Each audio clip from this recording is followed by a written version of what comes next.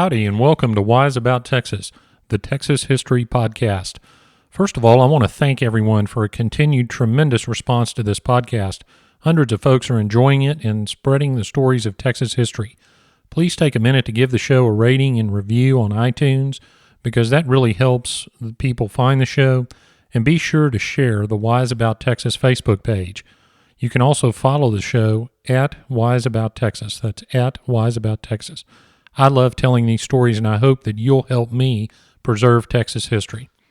Now, in response to a listener suggestion, I decided to do a show on the capitals of Texas, but quickly discovered that it needed to be 2 episodes.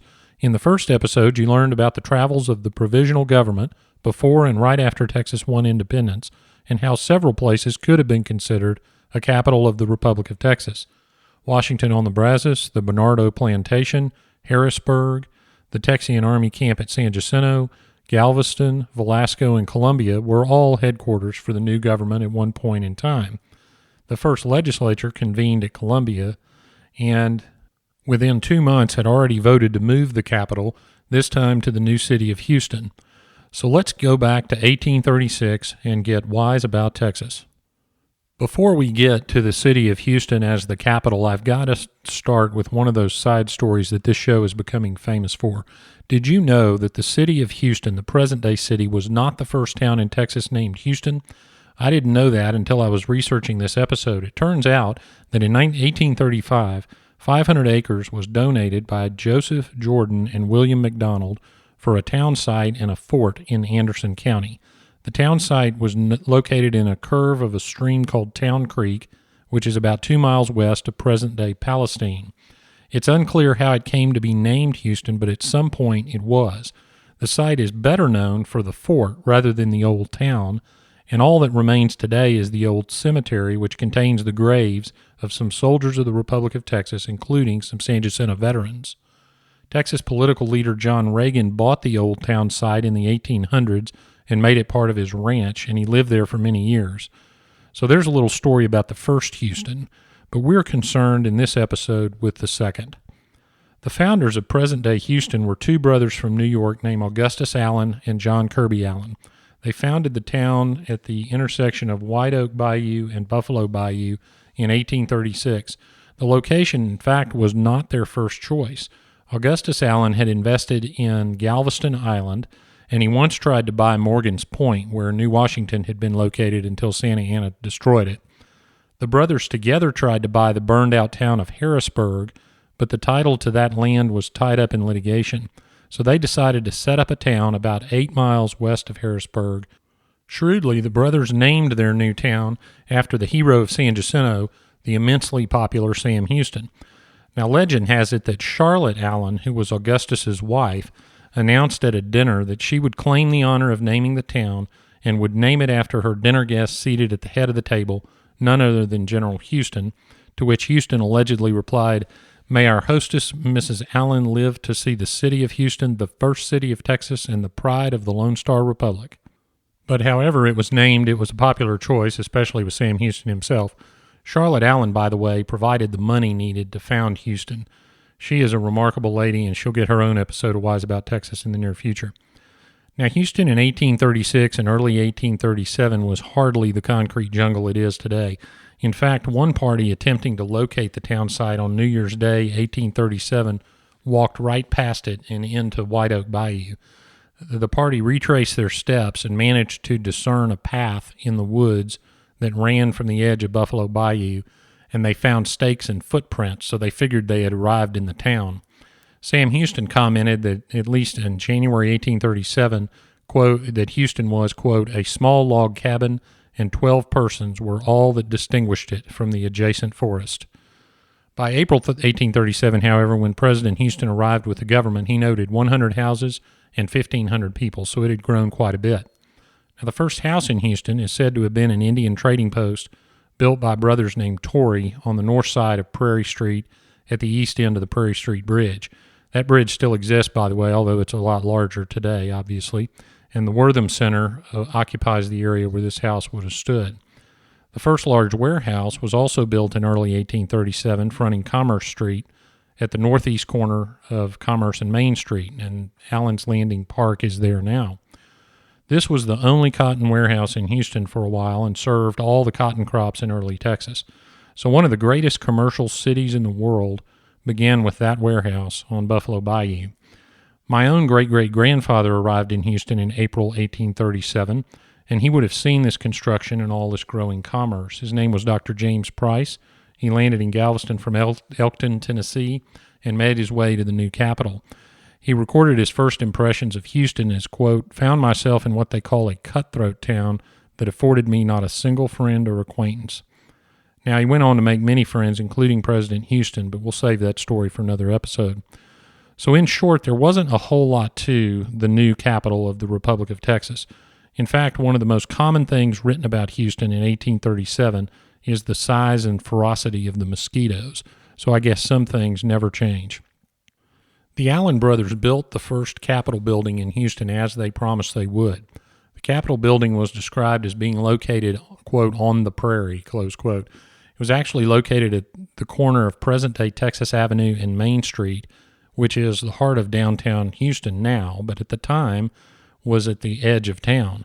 The city limits in those days, by the way, were the Buffalo Bayou to the north, Caroline Street, then called Carolina Street, to the east, Walker Street to the south, and Bagby Street to the west. Now, those of you familiar with downtown Houston today realize that's just a tiny part of the modern-day downtown area, much less the entire city. The Capitol building was a 2-story wooden building, and at the time of its construction, it was the largest building in Houston. They didn't begin building the Capitol until April 1837, but it was suitable for the Convention of Congress in May of 1837, so they worked fast. The government met in that building until 1839, and in 1839, we'll get to what happened in a minute. The original Capitol building after 1839 was leased to be used as a hotel and was called the Capitol Hotel. Now, one sad note is that the last president of the Republic of Texas, Anson Jones, actually committed suicide in that old Capitol building in 1858. The building was eventually purchased by William Marsh Rice, for whom Rice University is named, and it was demolished in 1881 when he constructed a new Capitol Hotel. William Marsh Rice was later murdered, and the hotel was renamed in his honor as the Rice Hotel, and it stands today as the Rice Lofts on the exact same site as the old Capitol building on Texas Avenue at Main Street. Now, a Capitol's not complete without an executive mansion for the president, so let me tell you about that. During his first presidency, Sam Houston lived in what can only be described as a shack at the corner of Caroline Street and Preston. It was described as being drafty with only a 12 by 16 room and a small attached shed. Now, it also had dirt floors, and anything dirt in Houston was often mud, so it could not have been a very nice place to live. Later, Francis Lubbock, who was a merchant in Houston and went on to be governor of the state, sold to the state of Texas a storehouse that he had that was located at the corner of Main and Preston for use as the executive mansion, and that was certainly more suitable quarters for the president. The first meeting of Congress in Houston in 1837 formed a commission to select a permanent capital for the Republic. So when they decided to make Houston the capital, that act that made Houston the capital was going to expire in 1840. So they had a commission that was going to decide where the permanent capital would be. The commission actually selected a site near present-day LaGrange in Fayette County, and the Congress actually passed a bill to that effect. But guess what? Sam Houston vetoed the bill. Now, it's not totally clear why he vetoed the bill, but I will say that his vice president, Marabou Lamar, was very much in favor of Western expansion, so he likely wanted the capital moved far to the west, and Houston just as likely enjoyed having the capital in the city bearing his name. In any event, the issue of the location of the capital was going to have to be resolved by the president that succeeded Sam Houston. That's because the original Texas Constitution provided that the President of the Republic could not serve more than one term consecutively, so there had to be a new election for a new president. Houston's vice president, Marabou Lamar, was a candidate, as were James Collingsworth and Peter Grayson, both of whom happened to die on the campaign trail, leaving a late entry by the name of Robert Wilson to take on Lamar, and Lamar won the election. Now, Marabou Lamar and Sam Houston were not friends, to put it mildly. In fact, they hated each other. So after the election, Lamar couldn't wait to move the capital away from the city, bearing his enemy's name. In truth, there were some practical reasons to do this also. The notorious mosquitoes that I mentioned earlier, and Houston, of course, was built on a swamp, so it was subject to yellow fever outbreaks. And there were many yellow fever epidemics that swept through Houston in the 1800s. Lamar and many others, frankly, felt that the capital needed to be in a more healthy climate. The site that they selected for the new capital was the small settlement of Waterloo on the Colorado River, far out on the western frontier of the Republic. Apparently, Lamar had been in the area on a buffalo hunt at one point, but Indian raids were common in the area and the population was very sparse, but at least in Lamar's mind, it wasn't Houston. So the capital was officially moved, and Lamar and the government arrived in Waterloo in October 1839. Now, the town was incorporated as Waterloo, but the name was quickly changed to Austin to honor Stephen F. Austin, the father of Texas, and probably to make sure it wasn't ever named after Sam Houston. Lamar was subject to the same constitution as Sam Houston, so he had to leave office after the next election in 1840, and Sam Houston was once again elected president of the Republic of Texas. If you want to sum up his likely feeling about the issue of the location of the capital, I'll mention that he never actually took up residence in Austin despite being the president. He stayed at a boarding house, and it so happens that the boarding house he stayed in was owned by Miss Angelina Eberly, which is going to become significant a little bit later. Houston described Austin as, quote, the most unfortunate site on earth for a capital, close quote. He returned to his residence in Houston when Congress was not in session, and he said that he would not risk his scalp in, quote, that damned hole called Austin, close quote. Houston tried to get Congress to move the capital during his second term as president, but he was always defeated. Now, this was a big issue to both President Houston and the people of Austin because having the capital in your town would ensure the prosperity of the town. In January 1842, a citizen named John Welsh wrote a letter to Houston expressing his feelings on the location of the capital and no doubt representing the feelings of many citizens of the city of Austin. He called Houston a liar in that letter for promising the citizens of Austin that he wouldn't move the capital, but promising at the same time to the citizens of Houston that he would move the capital. He threatened Houston in the letter. He threatened to shoot him. He threatened to shoot anyone that helped Houston try and move the archives back to Houston. And he calls Sam Houston a, quote, damn blackguard Indian drunk, close quote. And that's sort of the 1842 version of a flaming Facebook post, I guess. Houston, though, was about to get some help on this issue, or so he thought, and it came from the most unlikely of sources, that is, Mexico. Because in 1842, Mexico invaded Texas and captured San Antonio. In fact, they did it twice, but the first was in early March 1842. When that happened, President Houston immediately called a special session of the Texas Congress, but he didn't call it to meet in the capital of Austin. Rather, he called for the session to convene in Houston. Now think about this. San Antonio is only about 80 miles from Austin or so, maybe 2 days' march if you're marching. Now, you might think that the citizens of Austin would be very concerned about the presence of an invading Mexican army so close to town. Well, they were concerned, but they were more concerned that this special session of Congress that Houston had called was a plot by the president to move the capital back to his namesake city. So instead of fortifying the city, the townsfolk formed what was called a committee of vigilance and warned the department heads of the Texas government that if anyone tried to move the archives of the Republic, they would be met with armed resistance. Well, President Houston issued an executive order to George Hockley, who was the Secretary of War, to take the state archives back to the town of Houston. He ordered the land commissioner at the time, Thomas Ward, to prepare the records for transport. However, the military commander in Austin, after he consulted with some local citizens, you can imagine how that went, refused to allow the records to be taken, and he secured them from the land commissioner and the Secretary of War. Houston's personal secretary wrote him a letter about the situation. Now remember, Houston refused to stay in Austin when Congress wasn't in session, so he wasn't in Austin.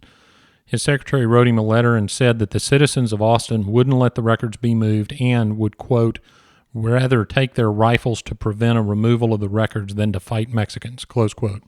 Houston commented, quote, I suppose they think that if the archives were actually destroyed, it would then be a proper time for their removal, close quote. So it was quite the dispute.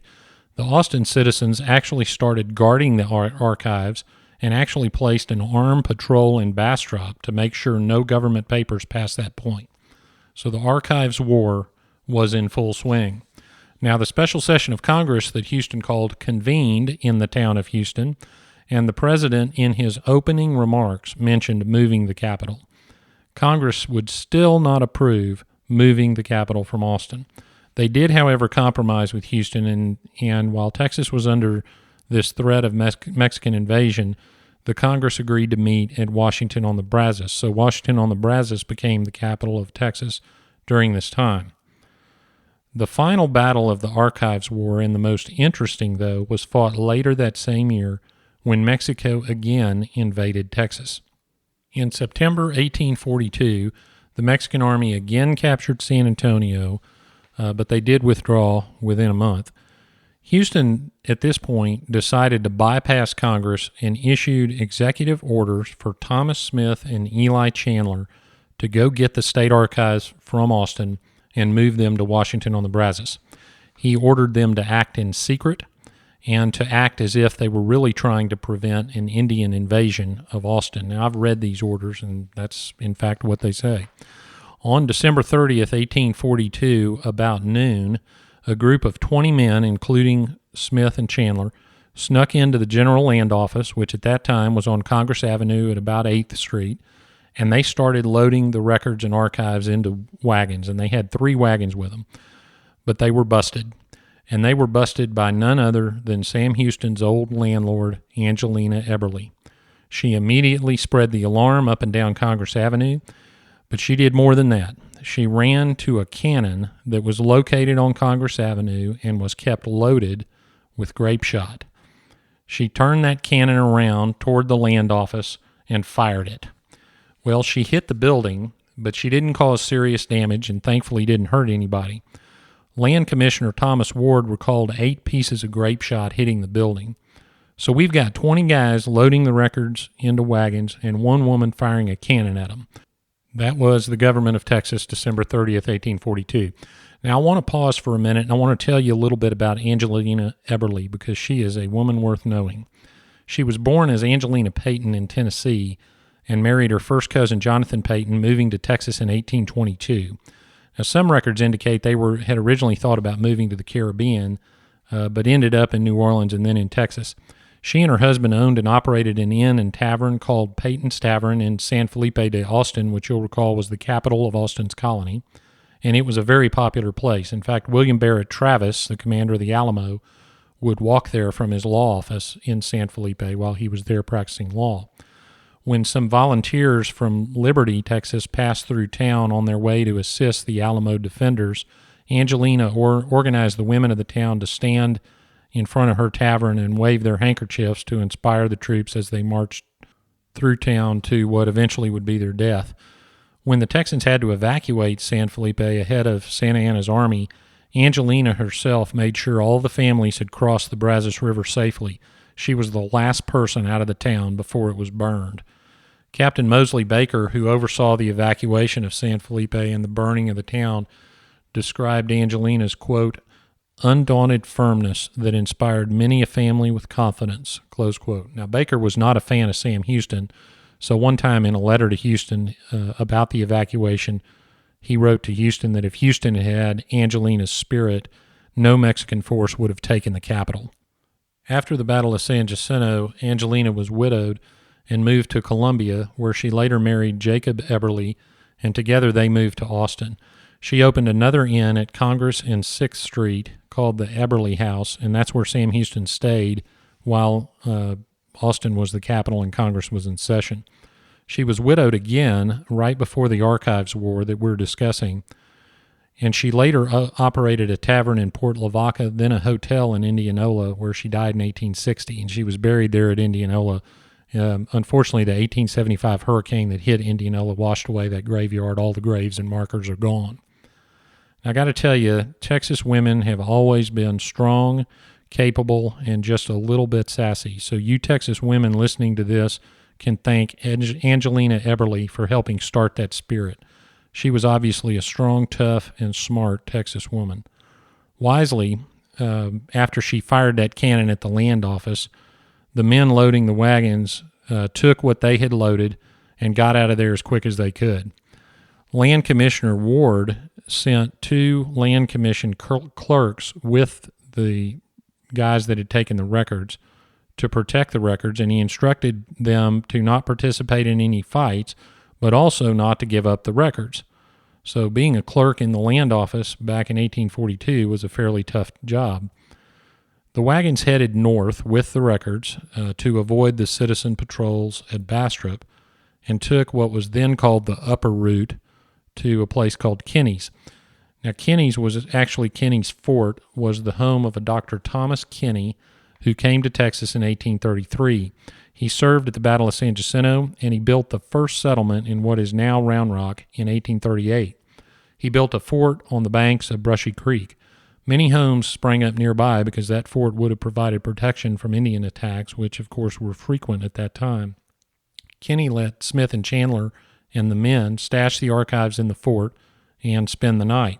However, during the night, a company of citizens from Austin under the command of a Captain Mark Lewis showed up, and they forced Smith and Chandler to give up the archives.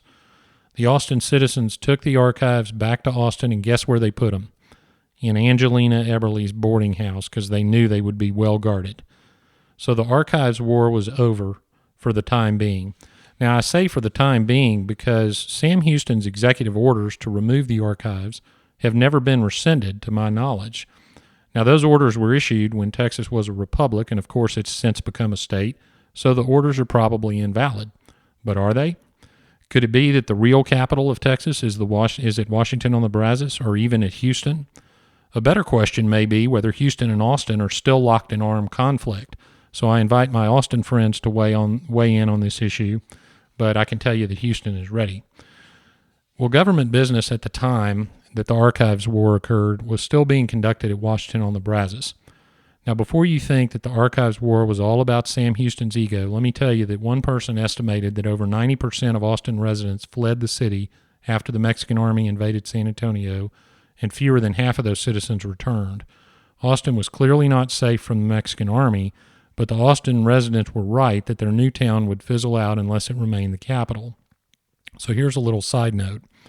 The government continued conducting its business at Washington on the Brazos until 1845, which is when Sam Houston left office for the last time as president. So while he couldn't move the capital back to Houston, old Sam managed to keep it out of Austin until Anson Jones became president in the 1844 election. And today, of course, the capital remains in Austin, at least for now. All right, now we come to the segment of the show called Getting There, where I tell you how to go see some of the places that were talked about in the episode. First, the location of the Capitol building in Houston, I mentioned earlier, is on Texas Avenue at Main Street in downtown Houston. The Rice Lofts stand there now. There's a plaque commemorating the site, and the present building there, of course, is beautiful and historic in its own right, so it's worth seeing. Sam Houston's first executive residence was on Caroline Street, just south of Preston Avenue. It's the old Anderson Clayton building, and it now houses Harris County offices. And there's a plaque on that building on the Caroline side commemorating the residence. Incidentally, in 1837, there was a gully running down Caroline Street, which at that time was named Carolina Street. So if you visit that site, you can envision having to jump a ditch to get over to the Capitol. That ditch is still there, but it's now an underground stream. The second executive residence was located on Main Street at Preston, which is now the location of the Scanlon building, and there's a plaque on that building commemorating that location. The first Capitol building in Austin was located not on the Capitol Square as the town was originally laid out, but it was located west of Congress Avenue near the present-day intersection of 8th Street and Colorado Street. The northeast corner of that intersection was where the original Capitol in Austin was built. The General Land Office building that Angelina Eberly shot up was located on Congress Avenue at the corner of East 8th Street, which would have been just a couple of blocks from the original Capitol building. Now, presumably the cannon Miss Eberly fired was across the street, but here's what you need to see. In 2004, a statue of Angelina Eberly firing her cannon was erected on the west side of Congress Avenue, north of 6th Street, between 6th and 7th. Allegedly, that's where the cannon was. So if that's true, then Angelina would have had to turn the cannon toward the north to fire at the land office, which is a block and a half away. But the cannon in the statue is not pointed that direction. If you go see that statue and see where that cannon is pointing, take out your smartphone and use a compass and map app to estimate where that cannon is actually pointing. It's pointing straight at Houston. Well done, Austin. Very well done.